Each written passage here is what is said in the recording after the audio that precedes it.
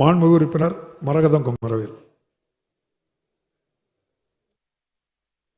மாண்புமிகு பேரவைத் தலைவர்களே, எனது மதுராந்தக தொகுதியில் திரு மலைய ஐயாவூரில் அமைந்துள்ள ஸ்ரீ பிரசன்ன வெங்கடேச பெருமாள் கோவில் மிகவும் பிரதிஷ்டை பெற்ற நரசிம்ம மன்னரால் கட்டப்பட்டது.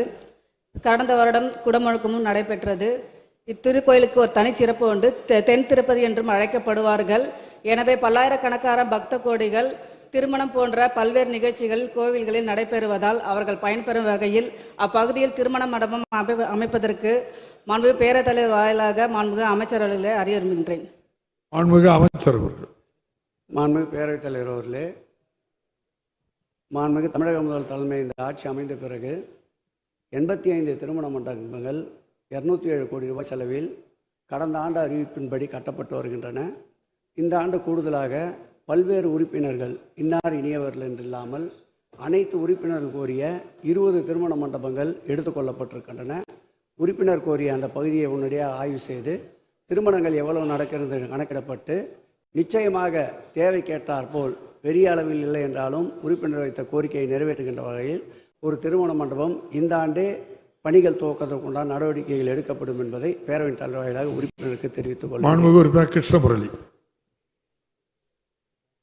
மாண்புமிகு பேரவைத் தலைவர் அவர்களே, 2019ஆம் ஆண்டு திருநெல்வேலி மாவட்டம் 2ஆக பிரிக்கப்பட்டு தென்காசி திருநெல்வேலி என்று பிரிக்கப்பட்டது.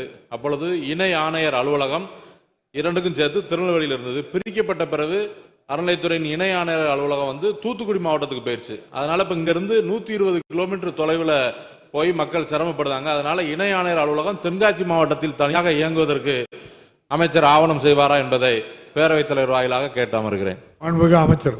மாண்புமிகு பேரவைத் தலைவர் அவர்களே, இந்த துறையினுடைய மானிய கோரிக்கைக்கு முன்பு மாண்புமிகு முதல்வர் அவர்கள் ஆய்வினை மேற்கொள்ளுகின்ற பொழுது வேலூர் மாவட்டம் அதிக பரப்பளவை கொண்ட மாவட்டமாகவும் 800 திருக்கோயில்கள் அதில் அடங்கி இருக்கிறது என்பதால் அதை 2ஆக பிரிப்பதற்கும், அதேபோல் தருமபுரி மாவட்டம் வெகு தூரத்தில் அதிக பரப்பளவில் 600 திருக்கோயில்களை கொண்ட மாவட்டமாக இருப்பதால் அதையும் பிரிக்க வேண்டும் என்ற கருத்துருவும், திருநெல்வேலி மாவட்டமும் அதேபோல் பிரிக்க வேண்டிய என்ற கருத்துருவும் இந்த ஆட்சி ஏற்பட்ட பிறகு வெகு விரைவில் மாண்புமிகு முதலமைச்சர் அவர்கள் அதை அறிவிக்க இருக்கின்றார்கள்.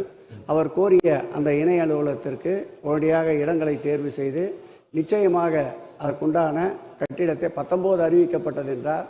2 ஆண்டுகள் இடைவெளி இருந்தது. இருந்தாலும் பரவாயில்லை, உறுப்பினர் கேட்ட கோரிக்கையை நிச்சயமாக இந்த ஆண்டுக்குள்ளாக அதற்குண்டான கட்டுமான பணிகள் தொடரப்படும் என்பதை பேரவையின் தலைவர் வாயிலாக உறுப்பினருக்கு தெரிவித்துக் கொள்கிறேன். செய்திகளை உடனுக்குடனும் துல்லியமாகவும் தெரிந்து கொள்ள சப்ஸ்கிரைப் பண்ணுங்க.